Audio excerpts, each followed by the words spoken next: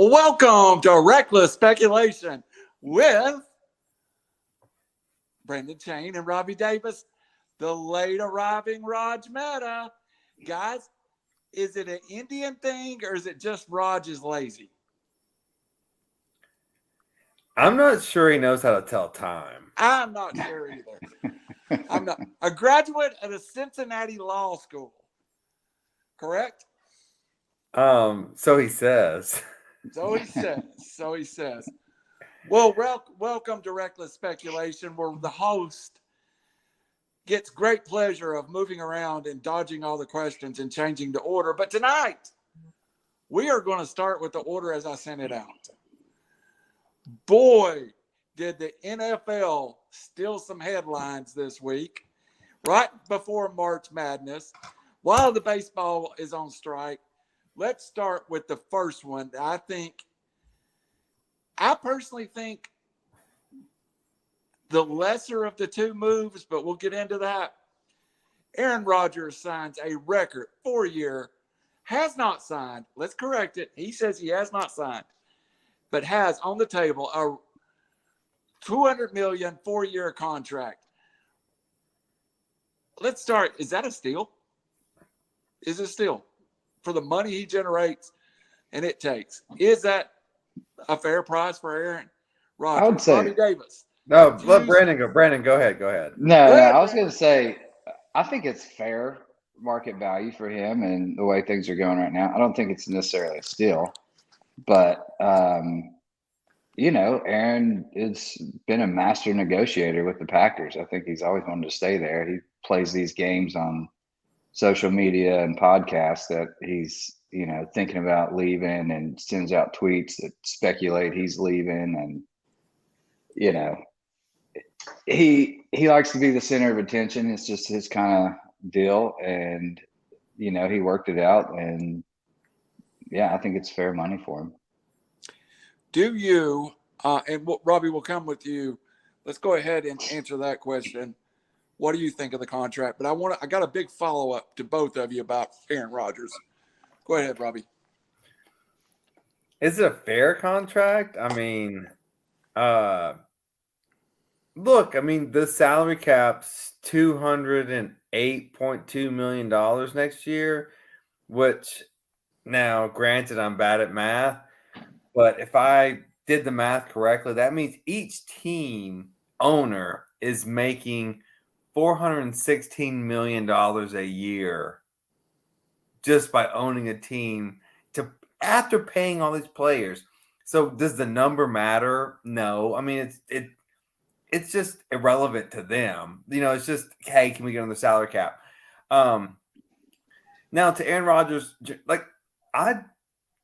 Green Bay is a weird city. It's almost like a college town as far as there's no neutral media that covers them. And so I don't know how it vibes in the locker room, him versus the rest of the team.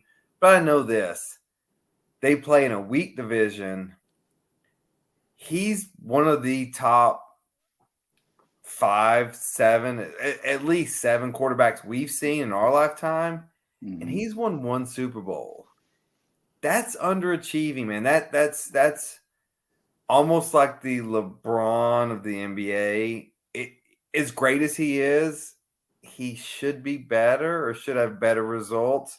But as far as the numbers go, man, it's monopoly money to these guys. Like they're going to franchise Devontae Adams. They still play in the league with Detroit, Minnesota, and who am I missing?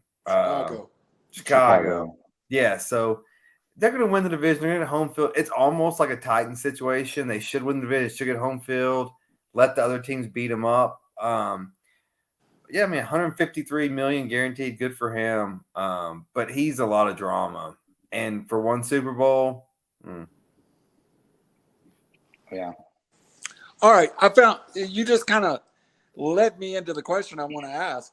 I would be a strong believer that Aaron Rodgers is above a top 5 quarterback.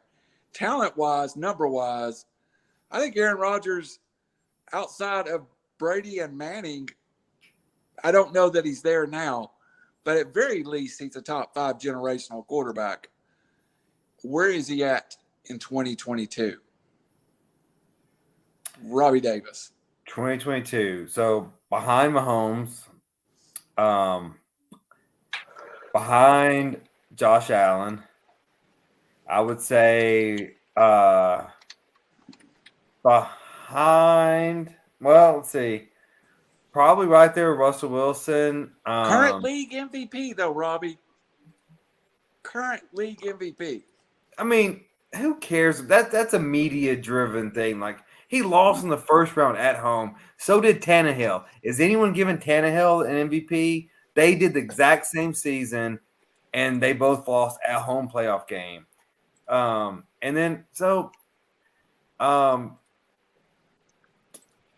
Herbert. I mean, there's a lot of good play. Like, Aaron Rodgers is just in the mix right now. To me, I don't think he's not at Mahomes' level.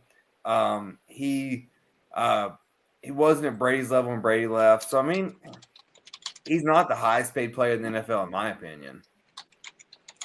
All right, Yeah. Raj, we'll get to you. The current subject is we know where Aaron Rodgers is. Maybe you can catch up with us. I can. Top 5 to 7 generational talent for this era, no doubt. Argument, Peyton and Brady are 1, 2. Then I think there's a bunch of guys you could place 3 through 7 over the last 25 years. Are you putting Peyton ahead of Brady? No, Because if you are, you're I believe I smoking said crack. Brady, then Peyton. I Oh, think you said Peyton and Brady, but maybe that's the Tennessee in you. I think that's the West Coast bias than you want the argument there. But I love Peyton Manning, dude. I really But- do. He can do no wrong, and he's hilarious. either way, those two are 1, 2 in my opinion. He is 3 through 7 somewhere, but where's he at in 2022? Oh, we're talking all time? I thought we were talking about active. All time? No, we are Generation, talking. 25 years. There were 2 questions there. I think generation, and then he said 2022. Yes. Yeah, I would say so- he's top 10 all time. I mean, matter of fact, Yeah. I would have him higher than you do, Robbie. I'll be honest with everybody. I think the best quarterback in the NFL right now is not Patrick Mahomes. I think the argument comes with the 2 guys that moved this week. Patrick Mahomes is a freak athlete, but you give me a game to win right now, I'll take Russell Wilson over him. But go ahead, Raj. Where do you have Aaron Rodgers? So I'm sure we're going to get into Russell Wilson because why wouldn't we? The funny thing is Russell Wilson is 3rd all time in touchdown to interception ratio. 2nd, now, of course, this depends on games played because Peyton Manning, who's one of the top 2 greatest ever, I agree. Well, Montana, blah, blah, blah, is like 10th or 11th. But Mahomes is 2, Rodgers is 1. 4.83 TDs, interceptions. They had to pay him, unfortunately, and that's what kept Devontae Adams in town so they could franchise him. Yeah, I mean, statistically, sure, he's Dan Marino, but Marino is much more intelligent and a better leader. But, Rodgers there's a lot of aesthetics there. I agree with Rob. One of the best releases of all time. He waited his turn.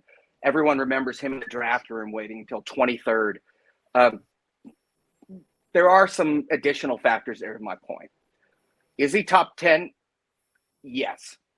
But what's his playoff record? Like 12-10 or something like that? It's the same as Matt Stafford's. Damn. Probably very similar to that of Peyton Manning at one point in his career too. Right. Well, That just goes to show how hard this league is, though. I mean, in my opinion, we've got a new bar, which we actually got to watch the GOAT play, the greatest quarterback ever, and see him win 7 Super Bowls. That is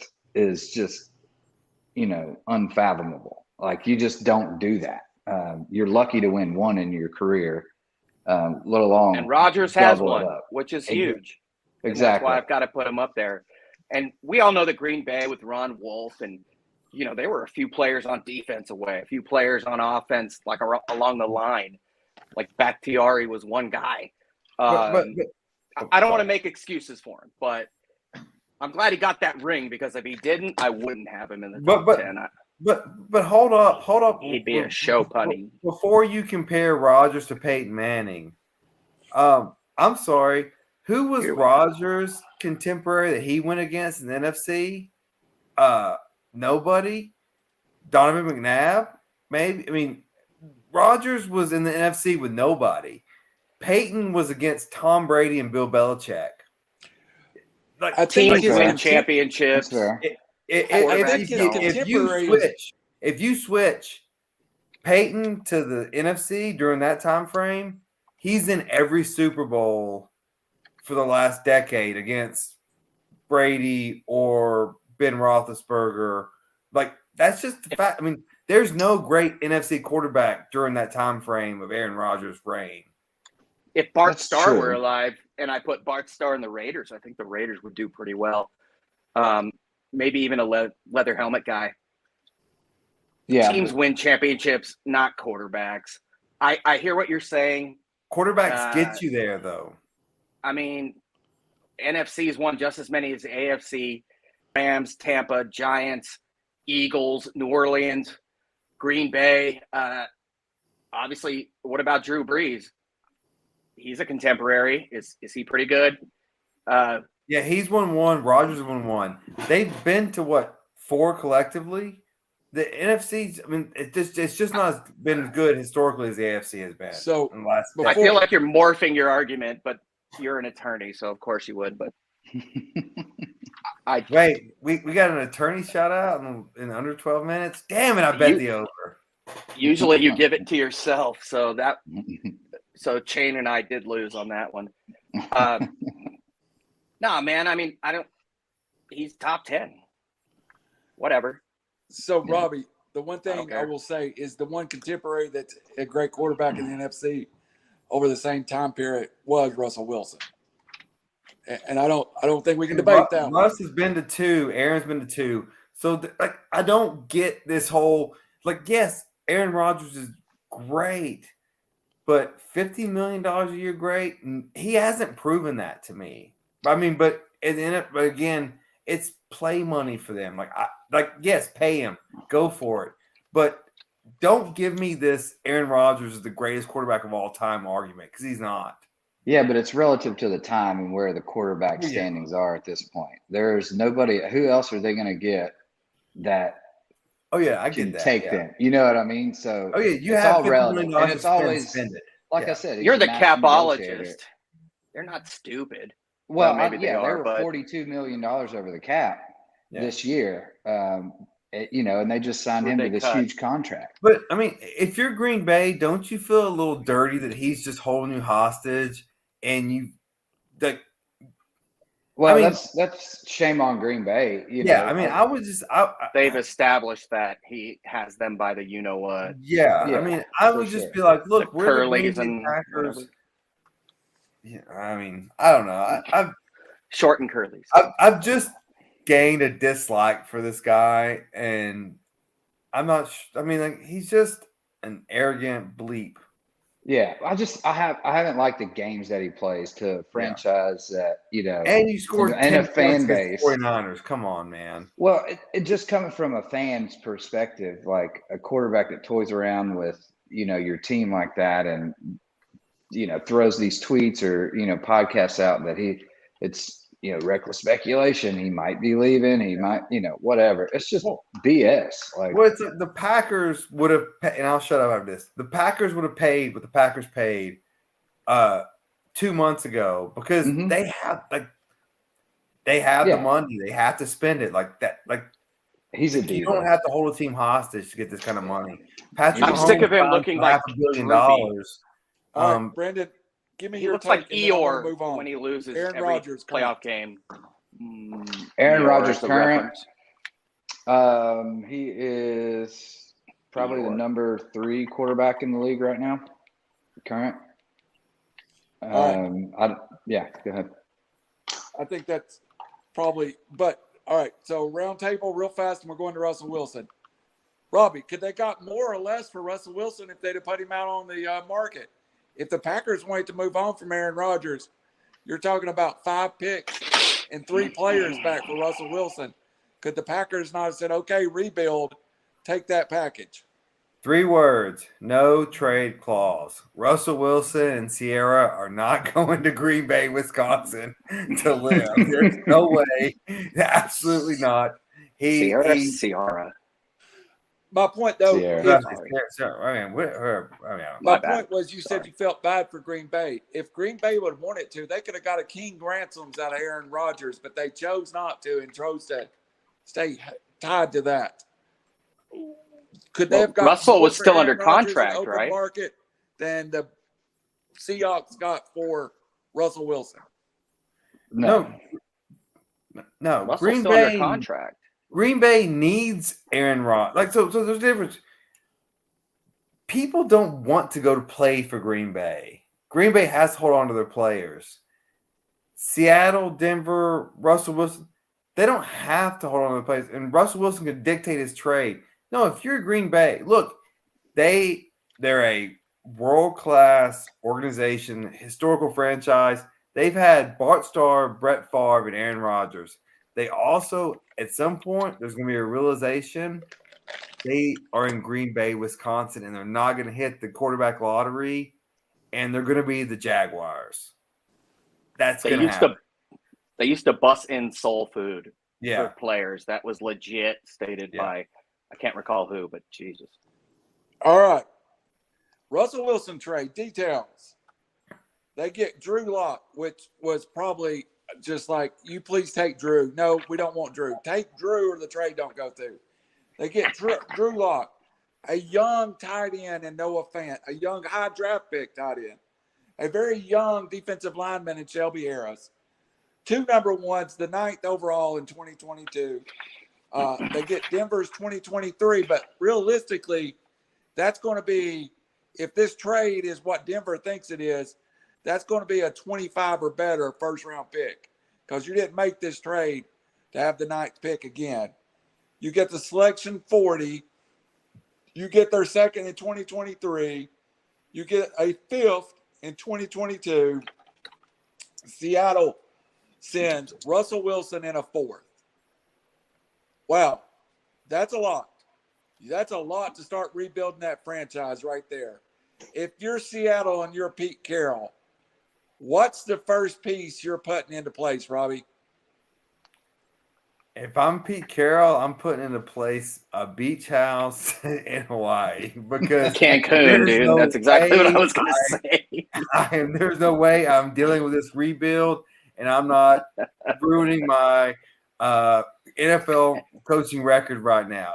I don't know why he's still here now. I'd be out. They trade also him. cut Bobby Wagner. Yeah. The next day. Yeah. 8-time All-Pro. Yeah. Raj Mehta, if you're Pete Carroll, what are you doing? Making a donation to USC and join Robbie on the beach? He's probably still on the payroll, so I don't know if he needs any money there. I've stated before, the only college coach, of course I'm biased, that I can recall that won championships at both levels. But yeah, why would he be around for a rebuild at college and pro? Did Saban win in pro? I don't think so. Jimmy Johnson, Dennis Erickson. Contemporary. I thought we were talking about contemporary. And that was Miami, those dirtbags. What's his name? Barry Switzer? Glass houses. Barry Switzer would be the equivalent to me. Fair enough. But he did go to the Cowboys, whereas Carroll did rebuild the Seahawks. Boom. Shelby Harris is 30. I know your question was about Pete Carroll, but Robbie's absolutely right. This is a rebuild. Their quarterbacks at the moment are Drew Lock and Geno Smith, and not the West Virginia Geno Smith. Why would you stick around for this? Ugh. I mean, he should be on a beach somewhere. I was going to say Cancun. Robbie's right. He can afford Virginia Tech just hit a buzzer beater. Not quite like the Mocs to beat Clemson. Were you recording that game? No, I'm on Thanks, YouTube bud. TV. Thanks. Slow. That recording just went out the door. You were actually recording an ACC tournament game? Did we ruin that? For who? FCC, send us a bill. Anyways, are we not allowed to say anything? No, you're Carroll's fine, got to man. bounce, dude. He's got to retire. Why will he stick around? And why he's still there is beyond me. But maybe now that Russ is gone, he's got his pass. I feel bad for DJ Metcalf and Lockett, dude. Those guys must not be thrilled. Yeah. All right. Brandon, I want you to answer the same question, then I got a different version of the question to you. Yeah, I totally agree with these guys. He's got to be out of here. I mean, at least in his mind, at the very least, if he's not already 1 foot out the door. It's crazy. It is complete blow up, rebuild. The best thing they can do right now is continue to blow up and get as many draft picks and trades as they can right now. They're in a free fall. This is not like a 3-year stretch. It feels more like a 4 or 5 year stretch for them, which they've been, quasi on that fence for the last 2-3 years now. I mean, they've been somewhat good, and then they fall off, can't make the playoffs, yada yada yada. So I think they recognize that in the front office, and we're like, it's we got to make a change. So get more draft picks, send Carroll to the beach house. All right, guys. All right, so I've got 2 attorneys on here, so I'm not going to pretend like I know anything about law. Only one. One practicing and one retired. Thank you. Pending an outcome in court, as I understand, on Friday, Deshaun Watson could go a long way in becoming free to play football again. What if Seattle flips a couple of these picks for Deshaun Watson? Is that rebuild now 2 years? Could you go out and get a Malik, the kid from Liberty, or a Kenny Patrick? Put him on is there a quarterback in the rookie draft class good enough to do the Kansas City rebuilt pattern? They are a lot of talent in Seattle as far as skill position. Is there a quarterback out there that they could pull in? I struggle that even Deshaun Watson could save the day. Somebody tell me there's a plan to this. Raj? Brandon, go ahead, Chain. No, I was going to say, are you saying that Deshaun Watson's better than Russell Wilson? No, I think Deshaun Watson is an elite quarterback, though. There's your answer. So if it didn't happen with Russell Wilson, it's not going to happen with Deshaun Watson. I'm just saying.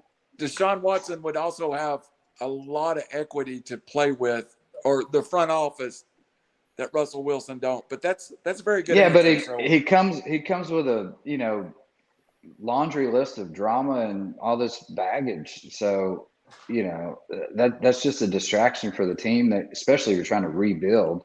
So I don't see it. I don't know too many teams that are going to want him, depending on how this verdict goes. But again, it's NFL. People want to win now.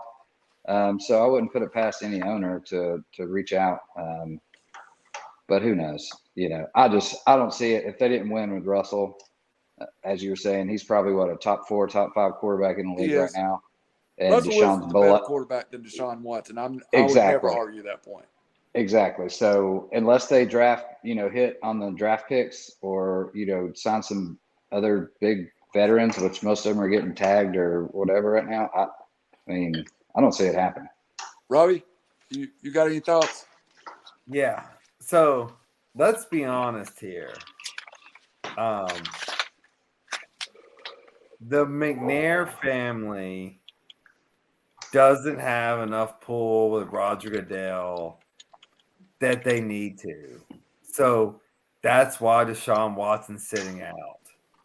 Deshaun Watson's going to sit out as long as he has to, until all these legal battles come through, because the McNair family can't push Goodell to do something. If this was Jerry Jones, I bet things are pushing a little faster. I bet criminal investigations are going a little faster. Again, reckless speculation, allegedly, but this is my theory that, look, hey, if you're Bob Kraft, you're damn sure this investigation is getting closed quickly. but you're in Houston, you're in a metropolitan area. I don't see how they're going to put him on the field, and I don't see how a team's going to trade for him until, like, the criminal lawsuits are one thing, but these civil suits are going to take a long time. And I just don't know how he's cleared to play unless Goodell gets some pressure from money people, and it doesn't appear that's going to be the way, allegedly. I agree quickly with the conspiracy theorist on this one. Seattle doesn't have enough clout. Indianapolis, who also needs a free agent quarterback now, doesn't have enough clout. Houston doesn't have enough clout. Deshaun Watson is the best free agent quarterback available. After that, it's slim pickings with famous Jameis, one of the draft picks. Who else is a free agent? Mariota, Garoppolo.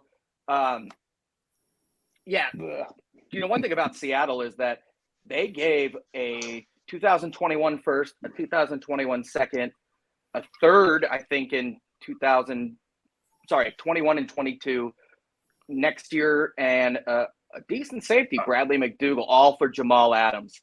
So what kind of rebuild is that? They went for it. They cracked out. And now, it's Noah Fant. They signed Gerald Everett last year. Shelby Harris is 30, had 6 sacks. They're not in a good place. Not like somebody like Philly, who's got 3 first-round picks this year.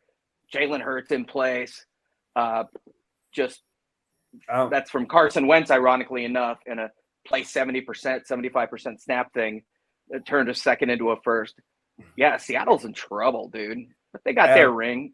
Okay, let's Random, real quick, as a historical reference, as someone who's a Falcons fan, when was Michael Vick suspended from the NFL? Was it when he was accused or when he was arrested? He was suspended.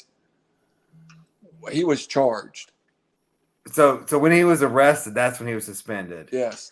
So Deshaun Watson's been suspended being accused. And wasn't that an FBI investigation, a federal investigation with like 80 people involved? Hey, can we make it through a week and not talk about Michael Vick and 28-3? Y'all killing me. I love Michael Vick. I love Michael Vick. By attacking the NFL. All right. We do have breaking news. There's a couple of stories I got to get to. One is the greatest story. We'll cover Carson Wentz in just a minute. Of course, Amari Cooper is a wide receiver, but let me tell you how this plays in to the quarterback line. Evidently, a story broke out of Dallas today that during the playoff loss to the 49ers, Amari Cooper it became verbal with Dak Prescott at the halftime, which at the end of the game led to Amari Cooper to call Dak Prescott the Black Kirk Cousins. Now Amari Cooper's out. Is that not the greatest cut down a player to player ever? The Black Kirk Cousin. Did that help get him out of Dallas? Come on. I think so. He was already on his way out, right? And the Raiders didn't suck at drafting. They got a first for that moron. A prima donna as well, a guy that doesn't go 110%. That's the franchise quarterback, and if that's his way to get out of town, then he's an idiot. You just don't need to insult 2 current players at once. It's ridiculously childish. Yeah, I mean, how do you keep him now? Not only that, what's his value? I don't think he's a free agent. They were going to cut him. Yeah, so he's cut. He's going to whatever leverage you have is gone. And now who wants you? If aside from Mahomes, who he maybe won't insult, Mahomes kind of looks like a Kirk Cousins. No, never mind. Just bad, dude. Like, I don't get it. Churlish, as they say on Key and Peele. A Bama prima donna. Still a great line. Still a great line. It's brutal, dude. Brutal. All right. A great line, but there's no sense in talking Cowboys right now. All right. Well, let's jump to something that does matter. And I think the worst mistake that any team has made so far. The Colts, who paid a second-round pick for Carson Wentz, now trades him for a third-round pick. Indianapolis is quarterbackless on a team that I thought was pointed in the right direction. He throws 25 touchdowns, 7 interceptions last year. I thought Carson Wentz was a very effective quarterback. Evidently, Indianapolis' big plan now is to enter the Jimmy G sweepstakes. Why can't Carson Wentz find a home? And does he do anything with the Washington Commanders now? Robbie, quickly, what's your thoughts? Well, the Washington Commanders are still a stupid name. But let's all agree. Everybody, let's give Robbie a hand clap for saying what we all thought. My dog said that.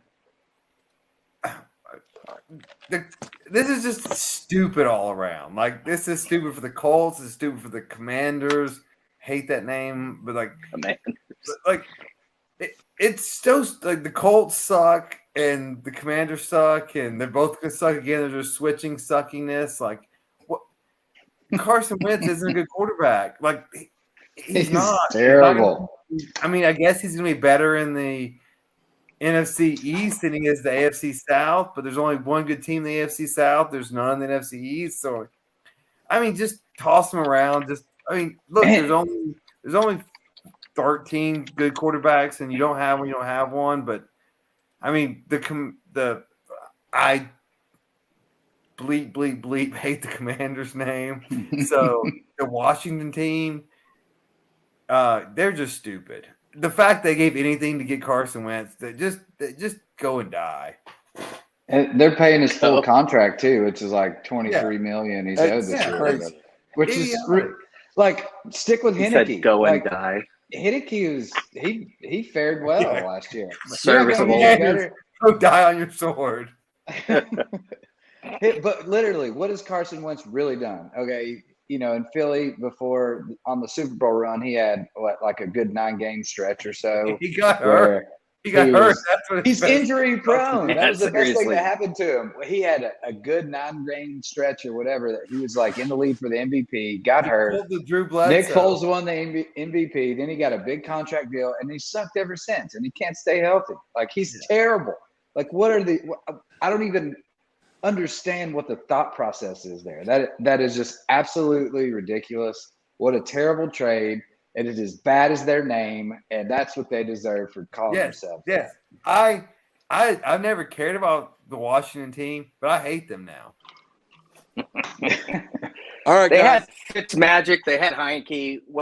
I think they got Fitzmagic. and They had 2/3. They had serviceable guys.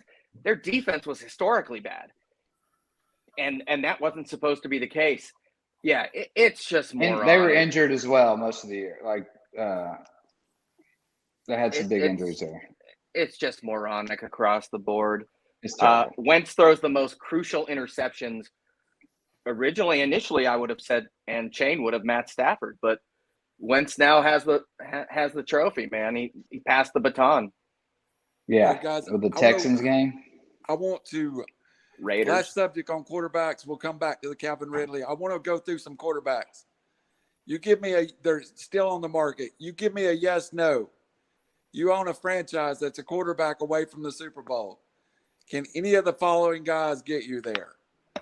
We will start with the bottom quarterback on the available list, number 10, Marcus Mariota. No. Mariota.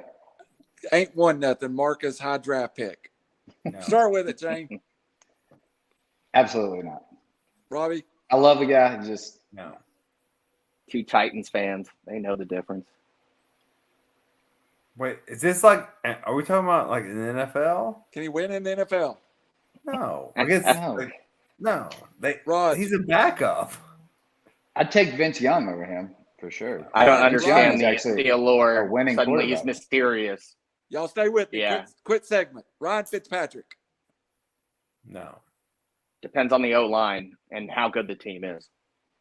Are we talking about Maybe. winning a playoff game? Not winning the Super Bowl, but Just getting a Like a NFL serviceable- quarterback. Yeah, I'd take Fitzmagic all day. Why would you want to being serve? 9-8. Jameis Winston. No. No. Probably not. Robbie, would you have Jameis Winston on your fantasy team? No, I got. Yes. You're asking. You're asking the wrong guy, dude. You're asking the wrong guy. Next year's strategy is not drafting the quarterback till the end, and it's Jimmy He drafted Garoppolo. Vic when Vic wasn't in the league, right? Jimmy Garoppolo. No. Anybody No. a taker? No. He's awful. Kyler Murray. Yes. What's his value? Is it worth more, less, or equal to Russell Wilson? Less. Less.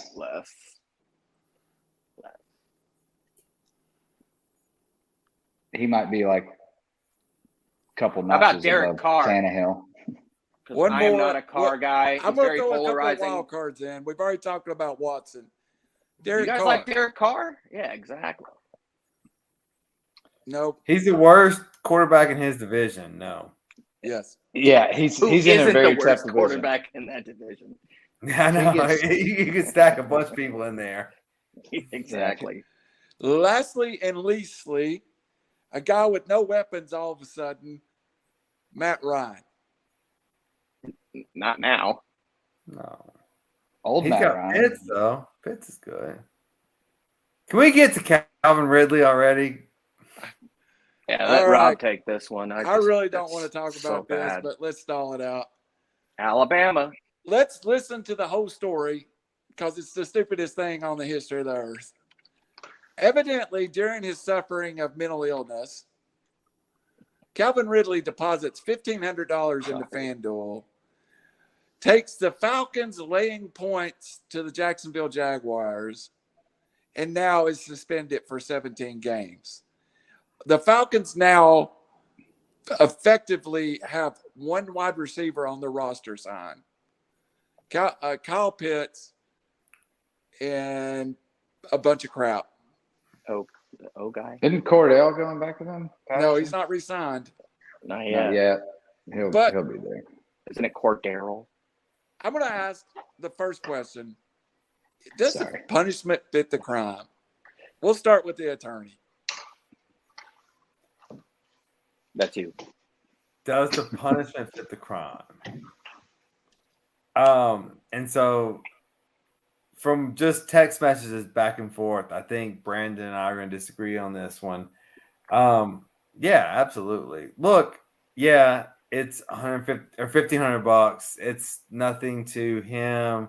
It could be a lot to a bunch of people. The amount doesn't matter. Look, the way the collective bargaining agreement works, the more money the league gets, the more money the players get. And so you cannot have it doesn't matter what the reality is. It's the perception of the reality. You cannot have a perception that the games are in any way compromised because that affects the NFL's bottom line, which affects you, the player's bottom line. So if you want to gamble, go gamble on soccer or baseball if they have it. But you Or racing. Auto or racing, bet on Larson, it's free money. But you cannot sacrifice you and your colleagues' money on the integrity of the NFL because the NFL is now embedded in gambling, and those advertisements are driving revenues through the freaking roof. And all of you young men are going to get filthy rich. Do not blow it. Do not do something so stupid as wagering $1,500 on a parlay, which I do, and I'm an idiot for doing it. I was going to because- say your mental health is. Sorry, bad Yeah. jokes with mental Yeah, health. but you know, I mean, I gamble and I'm trying to get rich. You guys are rich. Don't do it. So ridiculous. like I mean, seriously, like this is like it's the one rule: do not gamble on the sports you are involved in, because these TV markets, these casinos, these gambling companies, they all depend on it being fair. Fair being in quotes, but damn it, that's what it is. So yes, the punishment's severe, but they have to send a message that this can't be allowed. And anyone who does it after this year, should be banned for life. All right, Brandon. Well, first of all, I'll Fantasy say this football. too. Whatever his personal issue was that caused him to be out, he ensured he'll never play in a Falcons uniform by this little move too. It cost him $11 million off the salary cap. $11 million. Brandon, let's hear about this dumbass. I mean, let's hear about Calvin Ridley. Ooh, Yeah. So as I disagree with the rule, it's still a rule and it's in place. And if you don't read your contract and understand the rules of whatever job you're entering into, and regardless of your situation, you still are on the team. You have to abide by those rules that you're legally contracted by. So why in the hell is he doing this? Like, I don't get it. It is a boneheaded move. But on the other side, you know, if there's no insider information and he's out and he wants to put some, you know, FanDuel team together or fantasy team, whatever. Like, what about I don't fantasy see, football? you know, it's not like he was gambling millions of dollars. And I get Robbie's point. It doesn't matter the amount. You know, it could have been $5. It could have been $5 million. It's still, it's the rule. But again, regardless if I agree with it or not, or if you do or not, you know the rules you're getting into. And with that job, they make the rules. You have to abide by them or you can be punished. So he's just an idiot for doing it. Did he Before just set a Raj goes, hold on lineup, just or a did he second. actually bet odds? Parlay. Yeah, he did like 3 or 4 parlays, like 300 or 400, 500 each. So we've got 6 people on Facebook. I'm on YouTube right now. While you're there watching us, smash the like button, subscribe. We've got a weekend show. We suck at reminding people to do this. We've had a great audience. We really need you to subscribe to YouTube. That is our primary base. Sorry about that. Subscribe, and you'll get the first notification when we go live Sunday for our bracket selection show. Raj Meta, please clean this mess up. Yeah, I mean, what an idiot. I mean, the fact that there's always a prima donna sense with, and sometimes it's not these kids' fault. Often people come from underprivileged, you know, underfinanced areas. They're treated like a king. It's happened with all sorts of dynasties. Bama seems worse than most. I mean, it's like Amari Cooper. A lot of these, and they take a pay grade when they go in the NFL. So maybe that's why he doesn't care about the money. But You mean the White Cooper Cup? It's exactly. Oh, it's just. Well, you meant the other way around. I know it's the only white receiver I could come up with. I'm going to leave that alone. But yeah, I mean, the fact that it's 1,500, I don't understand if that's because he thought it was innocuous enough or he wasn't trying to make money. I mean, his rationale on Twitter, it's just ridiculous. He obviously thought he was untouchable. Wherever that comes from, it's just so stupid. I don't think it's even worth talking about. He's a moron of the highest degree, and I feel bad. The Falcons, that's pulling a Raider, losing a first-round pick because the guy's an idiot. See Damon Arnett and about 20 other guys. Been a bad year for Alabama wide receivers. Robbie, last word. Yeah. So this is a collective stupid kind of event. So one, he's only betting $1,500. Like, dude, you're making millions. If you want to risk your career, you better bet a lot of money. You better win. Also, from what I understand, one, I'm so pissed off. We didn't think of this idea. So the NFL pays this company, this third-party company, to monitor all these websites, to monitor if any of their players are betting. That's how he got caught. He was, I think, if I have this right, I think he was in Florida, then crossed over to the Georgia line, which doesn't allow online betting or mobile betting. He bet from his phone once he crossed the line. That triggered the third party, and they tracked it back to his email, and that's what caught the NFL. So it's just a incompetence, and you are a multi-millionaire and you're betting $1,500 on a parlay.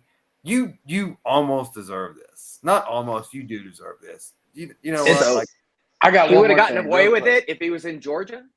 no, if he was still in Florida, because like the still in Florida, I Hollywood, the Hollywood casino, there was the online bet. The host flagged him because he was like, Oh, Raj, you live north in the high priced area. I live down there towards Georgia, so I can move into my living room, and I may not be able to gamble. I have to go into the northeast shed that I have, fair point. and I can gamble a little bit. But You if mean you the go into $800,000 Georgia, quad you can flex play. you just closed? You can play DraftKings fantasy college football in Georgia. So take it from a guy that gets up on Saturday morning and drives to No, Georgia to put in so- lineups. What's the difference Okay. between fantasy football You- though? Can active players do that if they put It's money? No. it's too in depth. It's a Oh. little easier around this situation. I know everybody, now with legalized gambling and all these apps and everything, go old school. Give your friend some cash and like have him go place a bet for you. Like then that's untraceable. You know what I'm saying? Like if you're Or gonna just- be dumb, Just gamble on golf if that's what you're. I mean, if you want to Say that. just don't gamble on the sport you're involved in, like. let me sign up on a gambling account and bet football, with Calvin Ridley. My What an favorite, idiot, man. my favorite Michigan buddy, Rich Jasper, who does such a great job along with our buddy Tom. He's of the same ilk. You would think he would just have one of his buddies do it. Not saying that nobody on this call has ever done it, but I personally know of one situation where somebody was locked out and wanted a bet on Tennessee, and somebody placed it for them. So that's what friends do, man. You make those bets for your friends, don't you? And then you don't pay them. That's what friends That's do. right. Look, I don't know what I you're can't talking say about. He got paid. All right, guys. Rich, great point. Rich, Tom, I think may be joining us Sunday for our show. Just to mention the two people that we do have booked.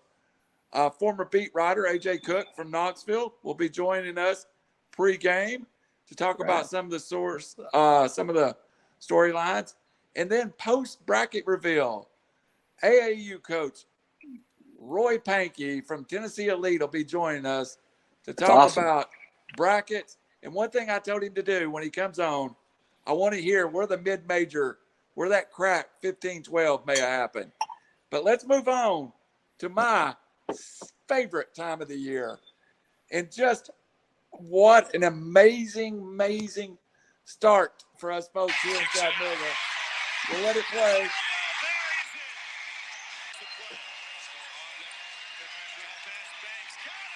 Is this an infringement, Rob?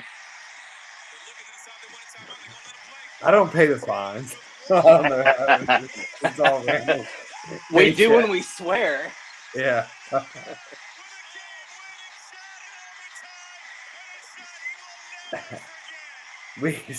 Someone needs to get up to date on copyright law, though.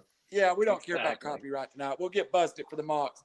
A local newspaper writer said that's the second greatest moment in UTC history, past them making it to the Sweet 16 a couple of years ago. Lead story on ESPN, Sports Center. Special way to start the tournament for the Mocs. Robbie, were you watching the game when it happened? Absolutely, I was. Happy to see it happen. I mean, well, one, happy as a Chattanooga resident to see the Mocs advance. But I mean, even if you aren't, I mean, that's March. This is for people that love college basketball. This is the beginning of the greatest month of sports. And then maybe the greatest period rolls over to the Masters. This is it. This is what it's about. And like watching the games tonight and all weekend. And I can't wait for that SEC tournament. I mean, almost a half court shot to win it in double coverage. It was awesome. You know, Raj, you and I had debated several times on the show. UTC went healthy as a dangerous basketball team. Malik Smith Oh, yeah. Southern Conference Player of the Year. De Silva, the Kansas transfer. Here's the thing about Malik Smith. He left Wright State because he couldn't get playing time for Trey Calvin, and now he's the Southern Conference Player of the Year. There are guys at this level that can absolutely play basketball, Raj. Chattanooga, isn't Malik or Malachi? I've always wondered, but you would know better than I. It's sure. Malachi. Regardless, His he's a mama, player. his mama said that every time she went to church, the preacher would preach on Malachi out of the Bible. So she He would kick her. ordained his name should be Malachi. Yeah. That's awesome. Chattanooga has become a transfer destination, and it's not even a stepping stone, really. Like, they haven't lost players. Really, the coaches are the stepping stone from Will Wade, who's somehow still employed, to McCall, to Lamont. He's not going to be around very long. It's become a legitimate program, and they have guys that look like, I'm not just saying that look like, but I mean, that's a legit D1 team. And, you know, my wife is a UTC alum, and my kid's 7, and he loves baseball because he watches and follows it. They both watched this game, as I did, a bit disturbed by the defense. And in the first half, the way that Furman was out coaching them and doubling almost every time the ball got, and the Mocs were just turning it over. But to their credit, they out coached them. They adjusted in the second half.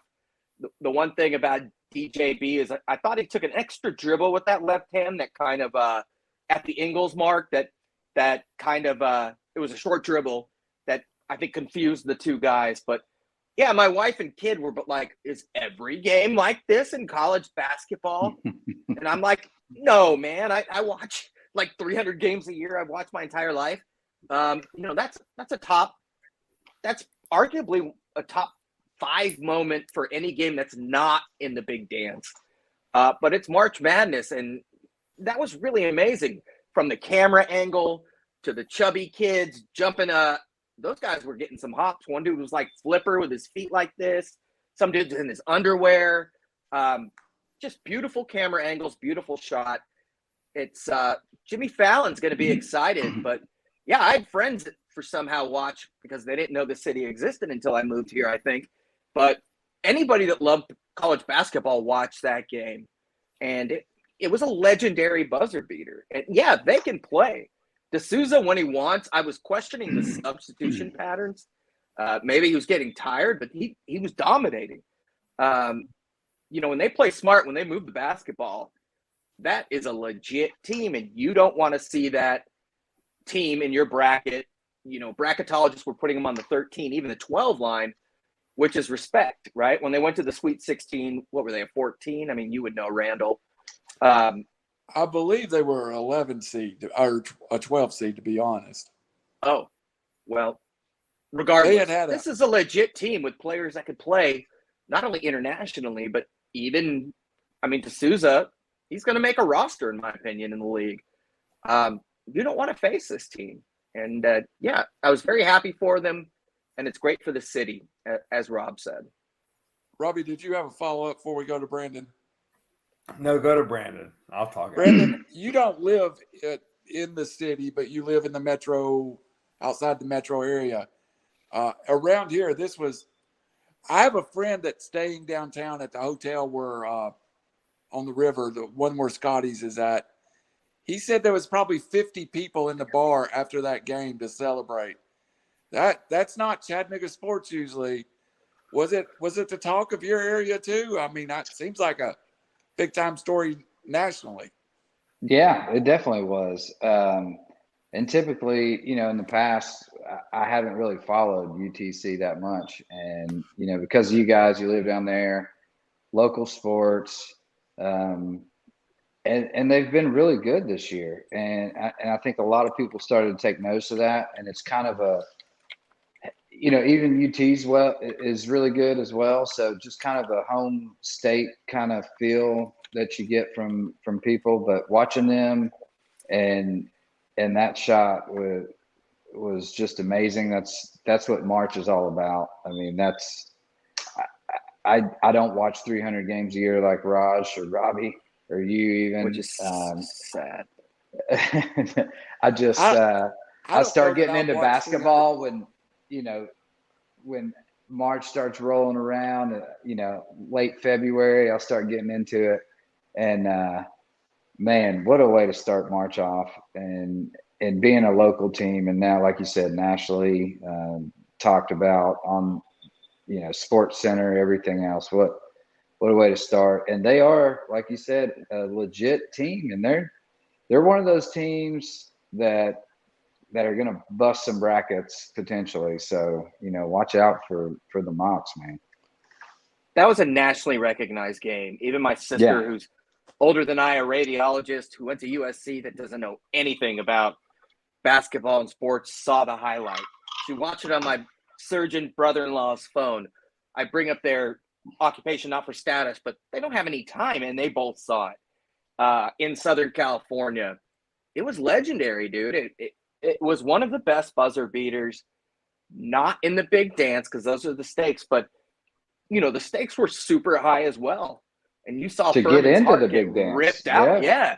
And they wouldn't have made it without it. There was a point in the year where people thought they could have made it if they didn't win the Southern Conference, but they really had to win the Southern Conference. And I think it's also well-deserved. I don't want to go down this path, but I don't understand how regular season champions, how you kick somebody's butt all year in smaller conferences, and then you go to a tourney and then a 5 seed beats you. And, there should be more credence paid to a regular season champion in small colleges, smaller conferences, rather.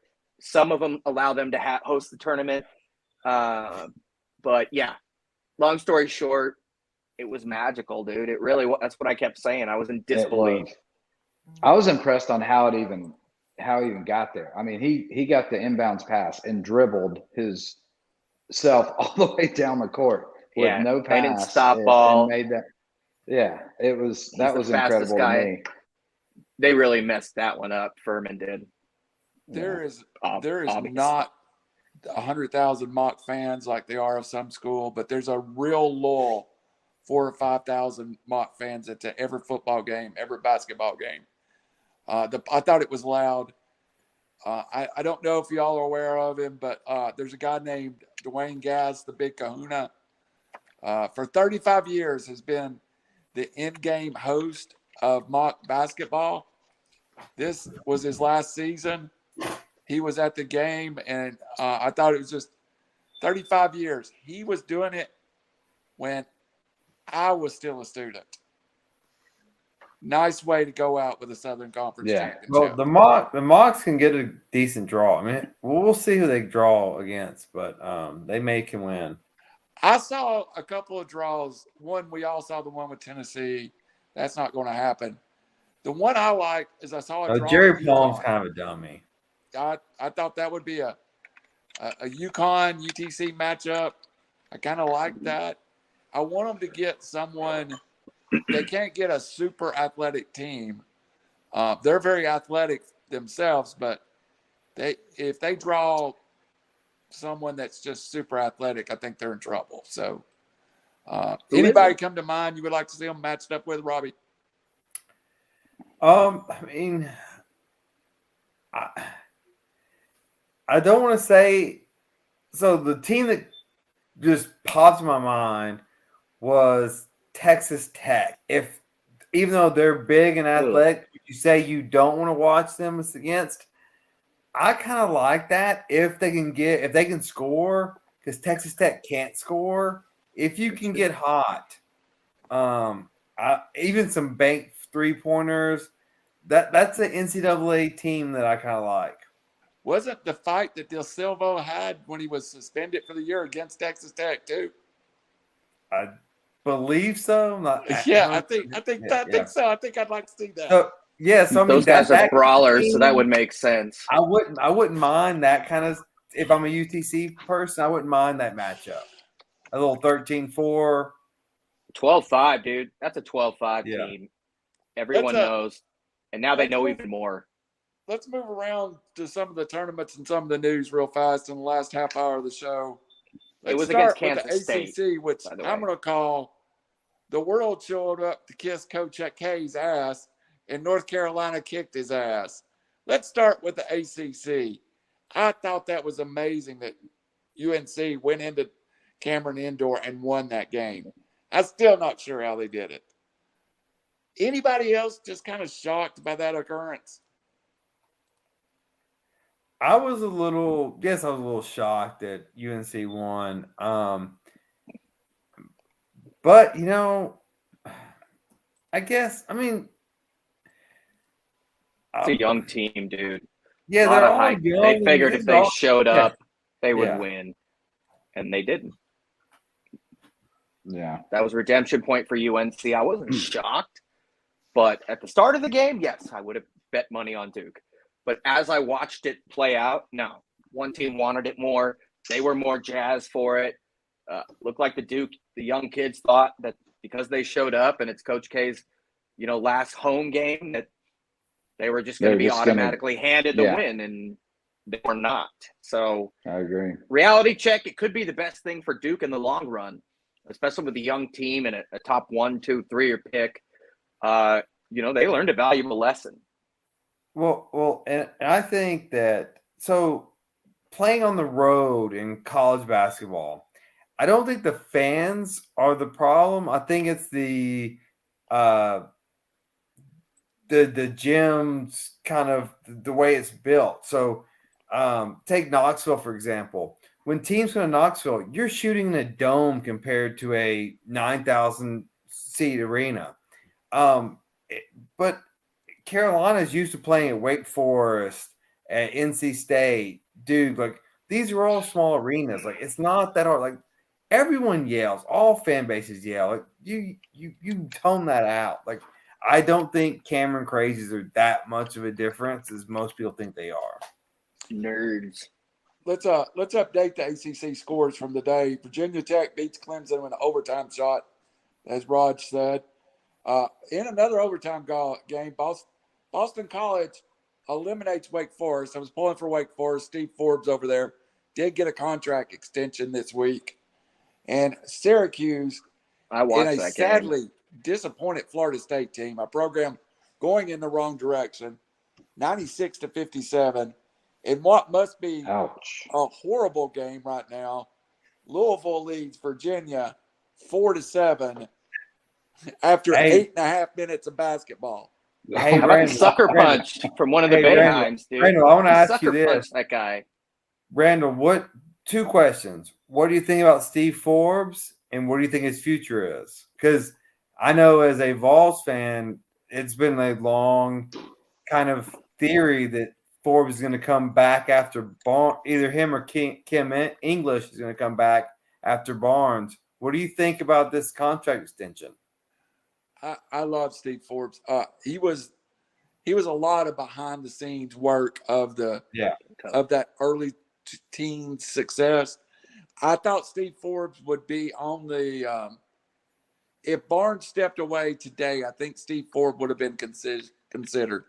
I don't know that if Barnes is going to step away for another 4 or 5 years. And I think that gives Kent. Then if you're talking about 4 years from now, hopefully Kim English is ready. And you got Rob Lanier at Georgia State too. Yeah. Who got his team to the NCAA tournament this week today. Barnes is 67. You can see by UT and Coach Heibel hiring a 29-year-old African-American wide receivers coach. That ability to coach, to recruit, and to build those relationships is of great value. See, I think Barnes goes 3 more years and he's done. And then I think we have to start looking for the replacement. I think it's either English, Rob Lanier, or Steve Forbes. Those would be the 3 on my short list. Good question. All right, guys. We won't stay too long on the ACC, but we know where they're at right now. Let's go through the bracket real fast. Of course, Duke is the number 1 seed. Notre Dame, the 2 seed. I believe North Carolina is the 3 seed. The U is the 4 seed. Florida State has moved on to play Duke. Right now, it is Pitt moving on, or BC moving on to play the U. Virginia Tech moves on to play Notre Dame. And I think we're waiting on the results of the other game, Louisville and Virginia. Is there anyone that you would throw out there besides Duke is a possible tourney winner in the ACC? And by the way, shout out to Wes Moore and the Lady Wolfpack of NC State. Wes Moore, the great Chattanooga coach, wins his third straight women's ACC title. Love you, Coach Moore. Miss you. Good job. I wouldn't say I'm throwing this out there. I think UNC is playing the best in the ACC right now. I think UNC wins this whole tournament. They're going from a bubble team to a last four in to an automatic bid. Miami won at Duke. Miami won at Duke, but they got smoked by Alabama earlier in the year. They did beat Wake. You never know. There's a lot of seniors there. Charlie Moore, old Cal guy, Ben DePaul. I think the guy's 40.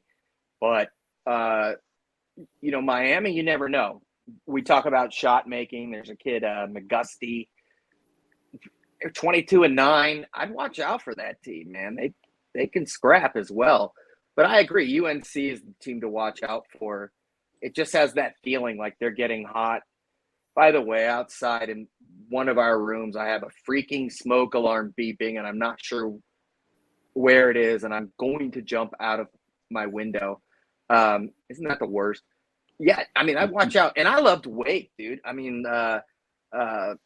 Williams and that kid that I even talked about, he was a bigger Drew Peterson, LaRavia.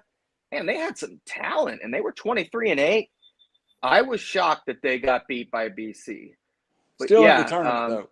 Everybody agree Wake's still in tournament? I think so, but they were talking about them sweating it out. The announcers were 13-7 in a crappy conference, but they have some good wins. Even Va Tech, they're 20-12, and they were playing for their lives. And Shane, they won on a buzzer beater, which doesn't hurt. No, I was going to say I like UNC as well. I think the win over Duke gave them a little bit of new life and kind of showed their potential, what they can do. So I'm favoring them in this tournament as well. I was going to talk about Wake Forest. I'm kind of on the band that Raj is. I'm a little shocked they're out. Give me Duke not to lay another egg to win the ACC. Let's move on to the Big Ten. Currently in action, Penn State leads Minnesota 43-41. Earlier today, Northwestern, in what must have been the worst basketball game in the history of the world, 14-15 Northwestern beats 10-21 Nebraska, 71-69. Of course, over in the seeding bracket, the Illini hold the first seed, Rutgers the fourth seed, Wisconsin the second seed, Purdue the third seed. Tomorrow night, Thursday night, Indiana plays Michigan, which may be a huge basketball game for somebody in the tournament. Losing out, yeah. Yep. Robbie Davis, you already had it. That look, either I mispronounced something or you already had a plan. It took you 6 teams to even get to a point where it matters. Who'd you say again? You said Northwestern, Rutgers, Nebraska, talent, dude. They don't have any talent. Stop it. They just won at Ohio State, dude. yeah. McGowan's will play at the next level. Oh my God, Bryce that's McGowan, like saying he's a freshman, dude. That's Bryce like saying Vanderbilt beats Florida. They got talent. It's nonsense. So I'm saying Bryce McGowan can play. The Big Ten is flooded with nonsense, and all those teams can just piss off. No, you do have Ohio State. You got Michigan, who's playing for a bid. They are on the bubble. Wisconsin, Illinois are good teams. The Big Ten tournament is going to get interesting, but it's only going to be interesting on Saturday and Sunday. Their Wednesday, Thursday, Friday is terrible. Friday night, though, in the closing session, if seeding holds, we will have an Ohio State-Purdue game. Now, I do think that holds a bunch of value, Robbie.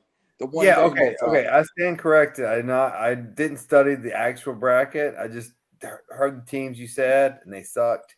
But yeah, Purdue and Ohio State. Purdue's a really good team, and I will say this: I went to Indiana University a year, as most of you guys know, the 6 people watching. But 4.1 I hate thousand. Purdue not because I went to Indiana for a year. I hate Purdue because they always beat Tennessee, and if Purdue's in our bracket this year, I will just blow a casket because that's who we're going to lose to. But no, I just realized an important fact. I think you went to more colleges than I did. Brandon Chain, Went it's to a your lot. conference. You bring us home. He got kicked No, out. I was going to say I like, regardless if Ohio State plays Minnesota or Penn State, I like them in that and to potentially face Purdue here. Purdue, we played them earlier in the season. We lost by 3. We played them tight. Just depends on what Ohio State team you're going to get. They've been They didn't close so well. inconsistent. Yeah, they've been inconsistent all year. Their defense is, suspect at times, shooting as well. If Liddell doesn't score 32 points, then, they're probably not going to win the game. We've had a few injuries here and there, which so is everyone. So I'm not going to make excuses for that. But I don't see them winning the tournament. I like Wisconsin to pull this one off, whether they face Purdue or Ohio State after that game. I think Wisconsin takes the Big Ten this year. Watch out for Again, Illinois. Smash Illinois, that too. subscribe button. We've had 2 subscribers while we've been on the air. Smash the subscribe button. Keep us on the air. Smash it. Smash it. Raj Meta. Pack. You want me to go over the pack real quick? Mm-hmm. Or nobody cares about the pack? It's up to you guys. Yeah, Gonna let's to the go. pack. I wanted to get your thoughts on the Big Ten.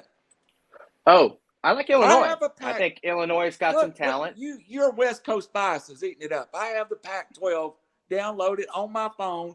That's where we're going next. We like sandbagging. What Rob doesn't know is Nebraska's got 2 players, including Bryce McGowan's the first 5-star in like 20 years at Nebraska. He's going to play at the next level. He can play. They should have won that game, but I don't want to talk about Nebraska at any sport, maybe wrestling. I like Illinois just for the sheer fact is they've got guys that can make buckets like, Alonzo Plummer. They have Kofi Cockburn, who's, him and Liddell banging against each other. He's much more athletic than Aiden Hutchinson in Michigan. Rutgers is a giant killer, but I'm expecting Illinois to come out on top. Wisconsin has Davis. He went down in the last game. They're not a super athletic team. If you play Wisconsin basketball as an opponent, you're in trouble. But Purdue and Illinois are the 2 teams that I'm looking at, and they're both teams that I think are going to go further than any other teams in the Big Ten in the tournament. Purdue's the scariest team that I've seen for anyone. They're just dangerous. They're big, 2 dudes, and then Ivy is legit. The problem with the NCAA is the referees and So how bad. they can change Oh my the God. game so easily, and you can foul out a player. They need to go 6 fouls.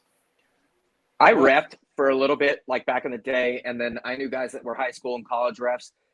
What's so pathetic is, number 1, you're not supposed to watch the ball. You watch the action. Number 2, they'll talk about in the first half, we're going to call this. In the second half, we're not calling this. We're going to call that. As if that dictates, it literally dictates the pace of the game. And then you see a kid like UTC, that Ledford kid, every time he came in, because he's a bench player and maybe possibly being a white guy didn't help, he got called for a foul. And I thought Furman was murdering Chattanooga in the first half. Well, and Raj, we've talked They about weren't this. calling it. There are politics involved. It's horrible. Yeah, Raj, we've talked about this. Like, how many times do refs call fouls? They literally did not situationally. see because they cannot see them. Like they're not They're like not in you position. can't see that because it didn't happen. You call the foul. Or the wrong ref, like out of position, the Yeah. guy at half court calls something when there's another guy right there. Yeah. And you're taught to just do it with conviction and back up your other ref. Just blow your whistle hard. But college refs, oh, they're so bad. I almost wish they'd be just, like pick up, call your own fouls. All right, let's move on out west. And your friend Wayne Tinkle, I think it is at Oregon State. Oregon State. I hope he signed a big contract after last year's Sweet 16. He did. Because his ass goes 3-27 this year, loses to Oregon for the third time, 86-72.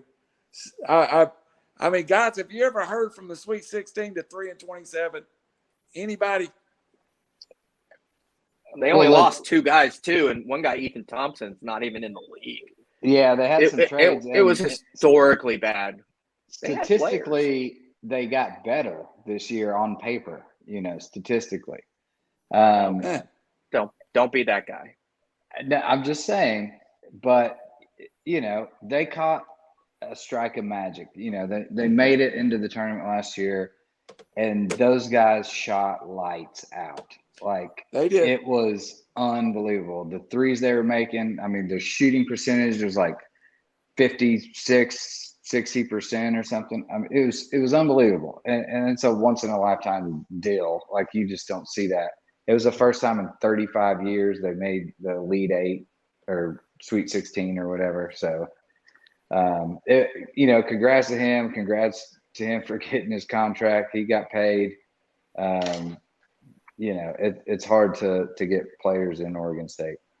Sanford beat Arizona State 71-70. And right now, Wow. Washington State leads Cal 35-23. Let's quickly buzz through the top seeds.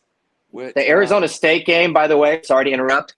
They were up 12 with 3:01 left going to the free throw line. Only Bobby Hurley can blow it like that. Like 3 missed 1-and-1s, turnovers. It was pathetic. I've never up 12 with 3:01, and they are stepping to the free throw line, and they lose on a 4-foot bank shot buzzer beater. It was.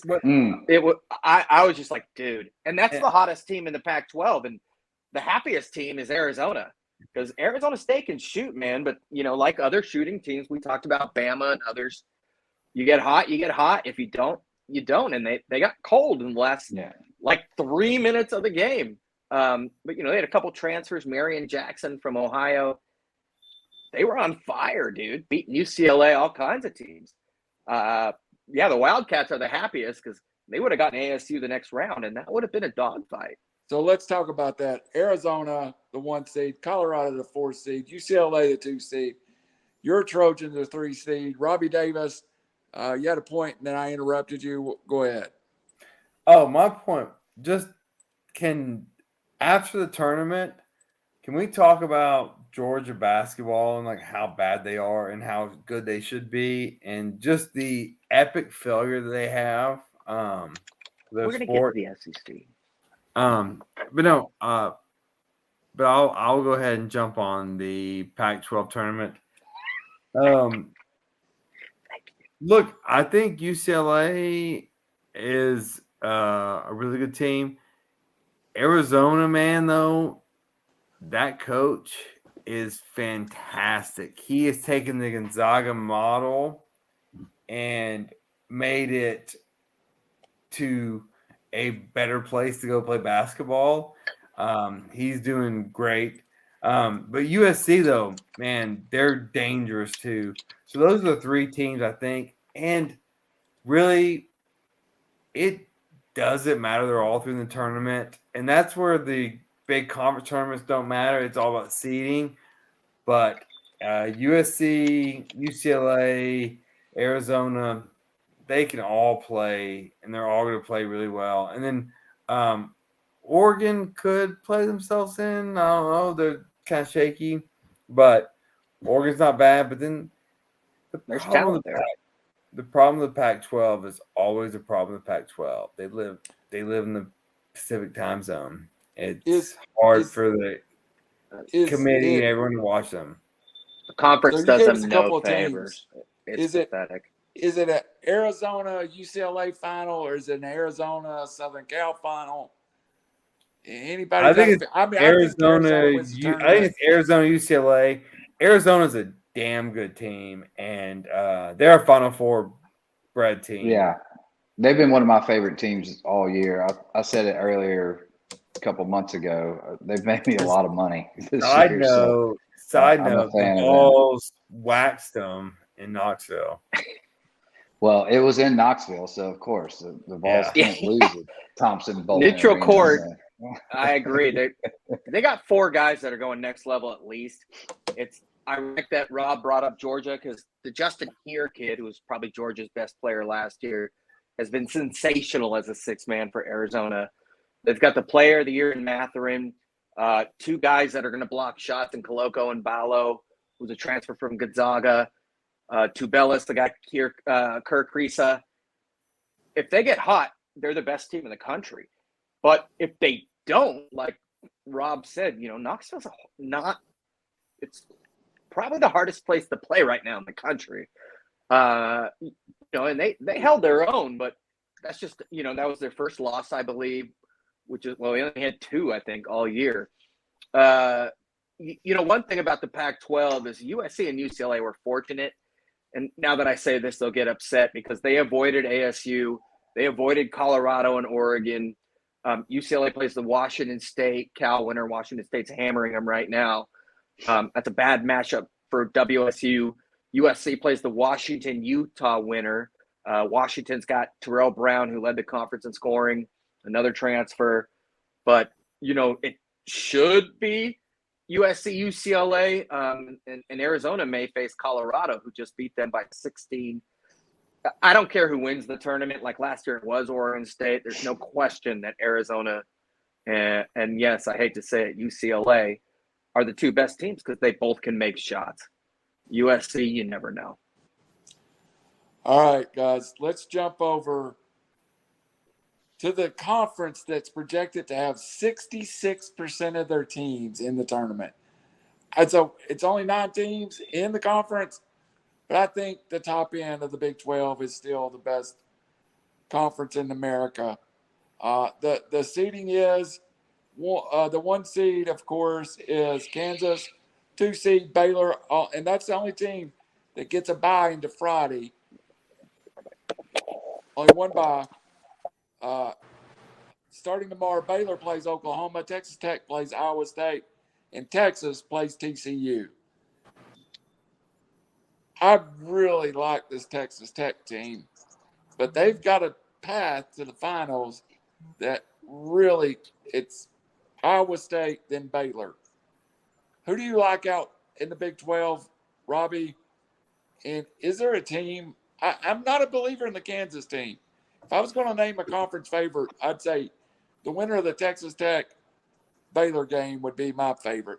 Who would you go with? Well, so Kansas overwhelms you with talent. Texas and Texas Tech are both this short line defensive strategy, which I find effective. Texas, obviously, with Chris Beard, who came from Texas Tech. Texas Tech with the assistant from Chris Beard. So they both run the short line defense, which is very effective. Kansas still there. Tech. Baylor has what's somehow been from a disaster to a wealth of talent. So all that being said, I'm going to take in a tournament setting because they're not going to call fouls. They're going to let them play. I will take Baylor and or Kansas to advance. But if it gets nitty and gritty, give me Texas Tech over Texas. I'll take the mentee over the mentor. Brendan, go ahead with your thoughts. I really like this Texas Tech team. I think they are as close to the Vols you know, as a team that you can get. You know, they play great defense, and when they can shoot the ball and they're hot, man, watch out, because they're a dangerous team, and we've seen that, you know, through the Vols as of late as well. I think they both played in one of the worst shooting games we saw earlier this season against each other. It was, I think, both teams shot like 20-something% in that game, which And I was. think I gave the over on that game as a Yeah, so. I don't remember what the score was, but I don't think they broke 100 combined. But it was bad. But I do, as of late, they've really come on. They're one of my favorite teams in the Big 12. I'm always kind of more of an underdog guy. Yeah, I'm not going to take Kansas. Baylor, I could see Baylor doing something here. Texas, no. Oklahoma, blah. So, yeah, my odds are on Texas Tech. Even if they don't win necessarily, I think they can make it to the final game in the Big 12 championship. But I do like them, especially in the big tournament, is one of those teams that are just dangerous, that can make it pretty far. All right. Well, I don't think Rod's is going to make it back, so let's just move on. Anybody want anybody crazy there before we move on? Nope. Let's go on to Tampa, which seems to bother everybody in our text group, the host of the SEC tournament, which let's kudos to the SEC for correcting their issue and putting the SEC tournament, I think, in the place it should be in Nashville for the next 12 years. And it's going to be a great setting for the SEC tournament. Of course, I don't even have the scores so far going on. Anyway, first seed, we'll get the scores, but Auburn's the 1 seed, Tennessee the 2 seed, Kentucky the 3 seed, and a very, very dangerous Arkansas the 4 seed. The one thing that comes with being the 4 seed, though, it to me is a horrible matchup. Arkansas will probably get LSU on Friday night. Auburn is looking at the winner of Texas A&M and Florida. Tennessee will play the winner of South Carolina, Mississippi State. And then Kentucky, more than likely, if seeding plays out, gets Alabama. That sets up for a great Friday night.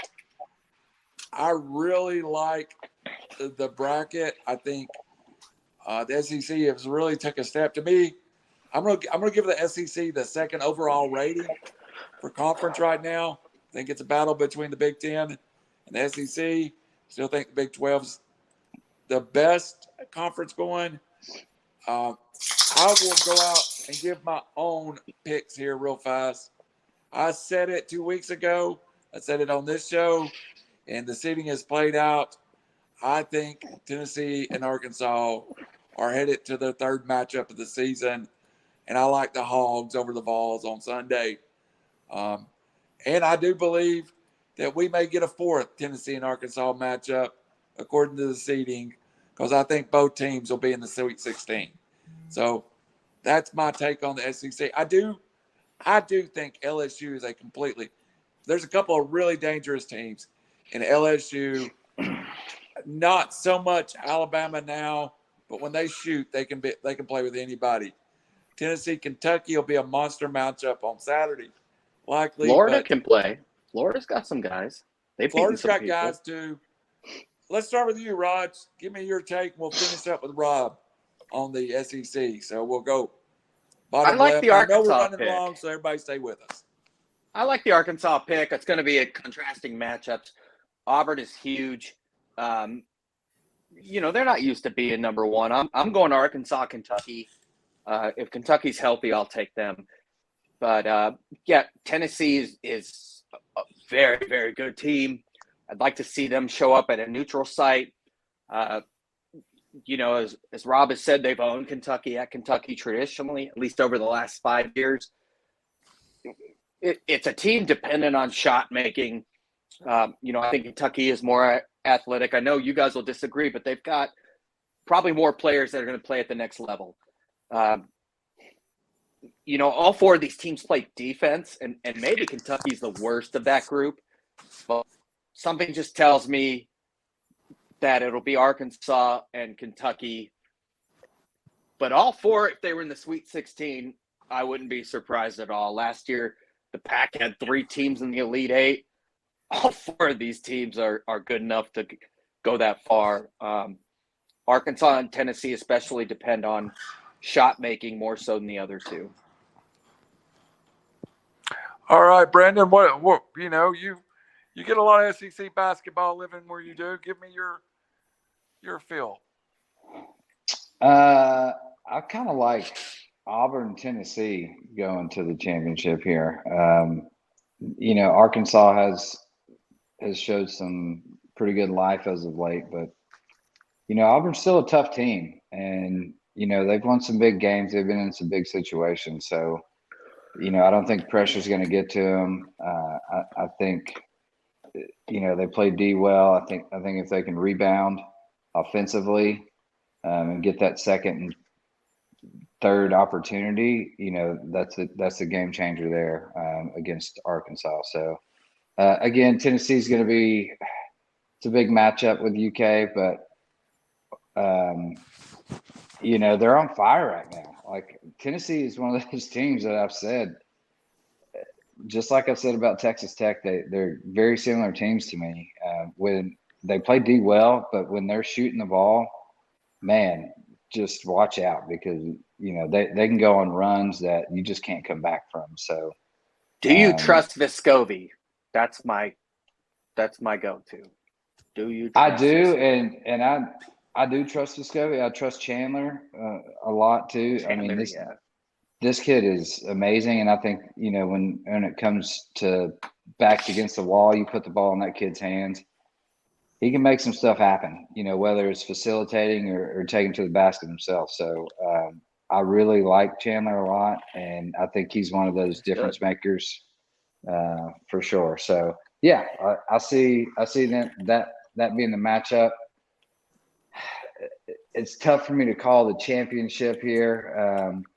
I would probably give Auburn the nod slightly, but man. I'm just, you got to be wary of this Tennessee team right now. All right. One thing I would say about Vescovi, and we'll go to Rob. I was kind of shocked once the all SEC team was named. Vescovi earns a first team. Kenny D. Chandler earns a second team. And Zakai Ziegler earns a third team. So I had those flipped. Robbie Davis, tell us why we're all stupid and Tennessee's going to win the tournament. So,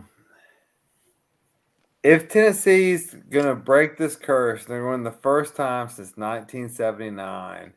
A lot's got to happen. By the way, I got good feedback from old people about they'd rather have the SEC tournament than Elite Eight. But I also I was a fool if I included the Final Four. Yeah, so go ahead, Robbie. That's old people for you. Yeah, right. Sorry, old people. Sorry, old people. So Tennessee I'm borderline. So Tennessee has been fantastic at home, and Raj knows that atmosphere at home is incredible. They're gonna have to go on a neutral site. They're gonna have to win. But they've got 3 guards that play very well, and they play well together. And it's a guard play tournament. And I don't know if they can combat Kentucky's strength right now. I agree with Brandon. I think it was Brandon said Arkansas is going to beat Auburn. I think Arkansas is going to be in a championship game. Tennessee's got to beat Kentucky, and that's going to be a strong point. But either way, it doesn't matter. It matters in the tournament, and we have the great matchups. We can beat anybody. 14-13 final. Arkansas and Tennessee, and that's not football. But Tennessee can damn sure win this thing. Oh yeah, hell yeah. Yep. You know what, Robbie? 3 point guards. I'm going to wait for your bet your nuts. And I'm just going to see where it comes from. I got a feeling we might hear at a conference tournament pick for your bet your nuts, or you go back to NASCAR like you always do. We have 7 people watching an hour and a half, and you all don't think that people care about us on YouTube. If you're watching right now, Don't sell us short. subscribe, and you could be the first when we go live at 5:30 on Saturday with everything you need to know about the about the brackets. I promise you. Hey, LSU could beat Auburn, Arkansas. 4 point. Don't sell us short, Randall. 4.1 thousand in the last 7 days. Absolutely. That's kind of crazy. Absolutely. Dude. And I agree with you, Robbie. But here's the most important thing. If you listen to this hour and a half special, I promise you, in the hour and a half, you will hear the name of the national champion. Promise. You will hear all 4 teams in the Final Four and the Elite Eight. Not that we're going to pick them to be there, but we'll at least say their names. I will pick the Final Four first. Fair. Well said, Randall. We'll cover every team on the selection sheet. All 68. I'm just going to you name them. will hear. I know. So how bad is Georgia, and who's going to be the Along with next Georgia coach? Georgia's terrible. I have no idea. Kirby Smart. You know what I had a Georgia fan tell me? This is the problem with their basketball program. I was discussing basketball with a Georgia fan. He looked at me. He said, "You can talk about that if you want to, but I'll sit here and bask in my national championship." Come on, dude. Yeah. Well, what if you asked him that question last year? Well, Then they what's haven't won one. What's so he long. basking in?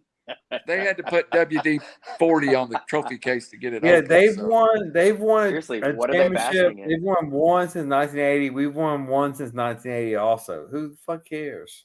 Yeah. Oh, But you know what? They have won since 1979? A SEC basketball tournament. We're just going to keep talking over it. An SEC basketball tournament, which we have not. second grader said the F word. So let's move on without the F word to Brandon said it. my favorite segment One of the white guys. of the show. Each week, you I'll get pay to the hear expert opinion on who will win the week, who will make you money, who will make you rich. So 52 weeks, either Robbie has picked Kyle Larson or Quaaludes the are Vols. kicking in. Hell yeah. I'm jealous. Well, stay with us for the next 2 minutes to find out which one he picks this week. I'm going to start with the most prepared man, usually, who has an actual pick that didn't start looking before the show started. I'll go to Brandon Chain. So I've actually got 2. So you get a bonus pick this week. Wow. So my bet your nuts first pick is Indiana plus 1.5 over Michigan tomorrow. Stupid. I don't think it's stupid at all. It's Juwan Howard's first day back. First day Tell us back. what you really feel, Rob. Randall, Tell us what you really feel. Can we get a budget for me to get a buzzer? Bzzz. Can we? Yeah, I'm going to get Is a that the buzzer sound that installed. buzzers make? Yeah, hit that mute button for the Davis over there. He said, No, bzzz. I like Indiana right now over Michigan. I know they just came off the big win at Ohio State. You know that may get them in the tournament. Blah blah blah. Whatever. I don't care. I like Indiana plus 1.5. All right. We have now derailed. that was my first one. My real bet your nuts is Texas Tech minus 7.5 over Iowa State. Love that one. Texas Tech, like I've been bragging about, they're one of my favorite teams right now. And yeah, put some money on that. I think what they lost, or Iowa State lost by 4, or no, they lost by 4 to Iowa State the first match, and then won by 12. They're on a heater right now when they're shooting the ball well. You need to pay Let's your go. research team more money. We do research. I'm not gonna comment. All right. Um, Raj Meta, who wishes, by the way, my comment today, we will not discuss any more of that sport that will be named to us until they end the lockout. So you're not allowed to discuss it until they end the I lockout. was going to bet you're nuts. The MLB's not going to have a season this year. Yes. Yeah, F them. F I them. am torn. Raj Meta. A lot of Pac-12 lines aren't posted, probably because people don't care, except for me. But I am going Wichita State, 6-point favorite against Tulsa tomorrow in the AAC. Wichita State's just a better team. They already beat them by 10. Tulsa's 10-19. I'll take Wichita State, a team that's been there before traditionally. 6 is not enough in my opinion, but it's Vegas. So I had St. Mary's plus 12.5, and St. Mary's decided to foul, even though they're getting crushed with 13 seconds left, and Gonzaga won by 13. So thank God none of our nuts are actually on the line, but I will take actually, we don't want Rob to reproduce, but I will take Wichita State and 6 against Tulsa tomorrow. I'm going to go next because I just feel like I have the urge to get this out first. So I've moved all around different sports. That's how you got a kid. I'm going to go to the world of NASCAR this week Oh God. at plus Here we 400. go. At plus 400. I'm going to take at Phoenix. He's due Kyle Larson to win the race. Plus 400. Kyle Burn. Larson to win the race. Robbie Oh my Davis, God. please continue with your pick. Don't be Oh, unoriginal, Rob. Don't be well, unoriginal. That's the worst. yeah. So You know, let me just nobody hates anybody more than a copycat. So, look at my notes here. Pretty legible. So, Hey, I've look at my got- Google. I looked up the odds right before I said that. yeah, hold on. So, Do the odds matter? Are those like cheat sheets you used in college? That's so small, your paper. small paper, small writing. So what I've got for my Bet Your Nuts pick. I am a believer in the 2-3 zone, and I don't think it can really be penetrated enough to cover a 12.5 point spread. So I got Syracuse plus 12.5 versus Duke tomorrow. And for you NASCAR fans, I've already picked the race. I know, but I'll tell you what, after last week's heartbreak, I'm not going balls to walls as Randall did. I'm taking Larson top 3. That sneaking, these new cars are a little reckless for me. So I got Larson the top 3 finish, not to win it all. If you want to win it all, go ahead, but I'd bet top 3. So I'm going parlay Syracuse plus 12.5 because the 2-3 zone always works. They And lost then- their best player, by the way. He got I suspended know, one but game that does not of affect Boeheim the because 2-3 he sucker zone. punched.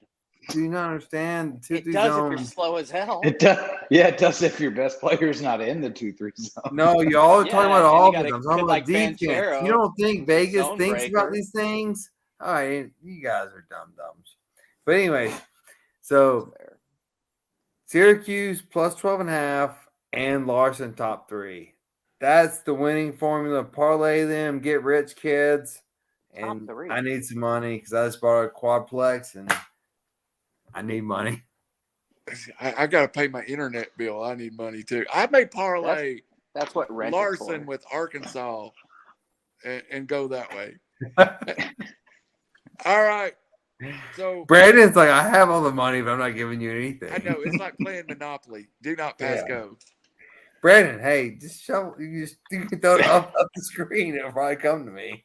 You know, if he pulled a penny out of his pocket, Abe Lincoln would probably blink. Oh, All right, yeah, guys. that's stupid. I got to write that down. 5:30 on Sunday. Sunday. Oh, yeah. Before we leave the air, is everybody going to give the ultimate bracketology Final Four picks? Also, we need to start a bracket. So, Well, we need the bracket to come out. yeah, that'll be correct. Sunday, live on Trapezoid. Reckless Speculation. We will have our ridiculous picks. Robbie, last word. No, Robbie, wait. Star goes last. We'll start with me. My last word. Join us Sunday for Reckless Speculation live on River City Media, the basketball special.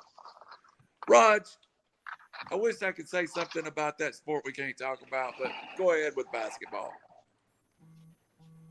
I mean, what are the Final Four appearances by seed? Last year, UCLA was an 11. It's a total crapshoot, but this is the best time of the year. And Chattanooga started it off, and they'll probably continue it, in my opinion. And I can't wait till Sunday. Yeah. 2 11s in the last, 3 years. Syracuse was a 10 before that. Get ready, because we're going to need that Chattanooga-esque team. But, yeah, it's the best time of the year. And I can't wait. Plus, we are far more qualified than Palm or Lunesta. So I'm excited. I'm very excited for once. We'll go to the man that now knows UCLA's in the Pac-12 when he's only 5 bourbons in, Brandon Chain. They are? I'm going to say congrats to Harold Landry and the Titans as a fan base to re-sign him for a 5-year deal. Happy about that. We needed to keep him. We still got a little work to do. And then, yeah, go Mocs. Y'all want to trade for Calvin Ridley? He's an idiot. No. I'll trade All a right, tomato. Robbie Davis.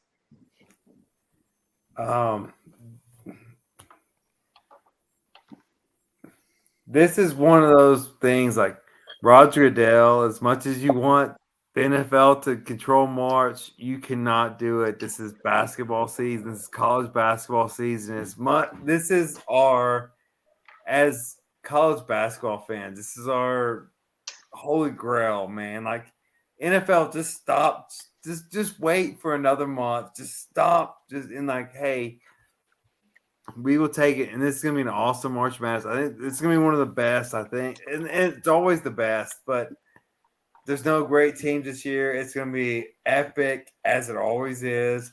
It's the best time of the year. I'm going to Cherokee next weekend. And I'm going to be gambling all weekend on the games. It's just the best. Shocker. 1,500? It's the best. Yeah. It's the best month. You and Calvin Ridley got a suite together? Yeah, dude. It is a sausage fest, and it's 2022. Y'all just bound and determined to get us pulled off the air tonight, aren't you? Yeah, that's the beauty of the tournament. By the way, I like the Eddie Munster look, Randall. We're dating ourselves. I was wondering if anybody noticed that. I did. All right. So Sunday, 5:30. I'm doing work. All media, all news. Going to have a couple of special guests. Robbie, we got to get together and see if we can get your mom in for like 5 minutes or something. Oh, no. She'll jump in anytime. She'll roast us all on college basketball knowledge. Oh, it's going to be fun. I don't doubt that. Don't doubt that at all. So I will give myself props. I scheduled an appointment at the doctor at 11:30 tomorrow. So I have to come back from Dunlap and be here at home to go to that appointment. And then somehow I've got a dentist appointment on Friday, so I got to take a half day off. I almost flew out, but I'm not having to use any vacations, but I got to be here at home 2 of the next days. So be watching a little basketball. Tough life. Yeah.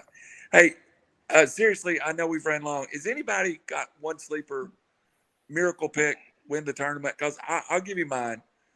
I still think for some reason I still think Texas got a chance to win the Big 12.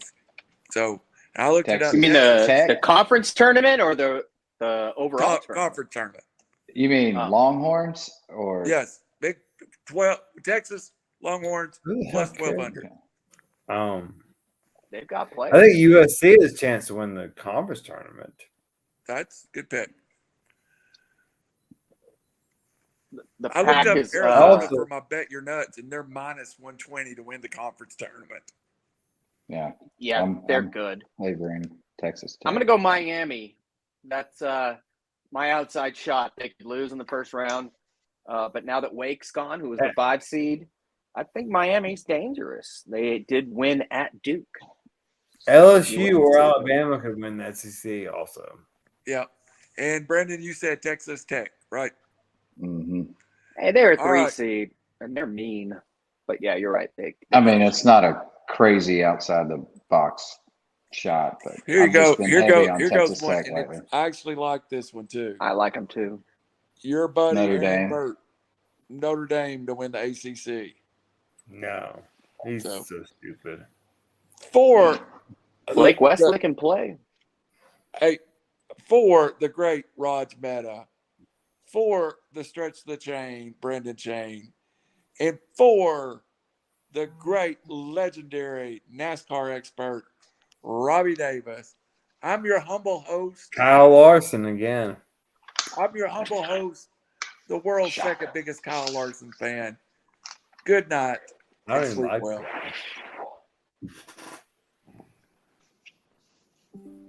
Look,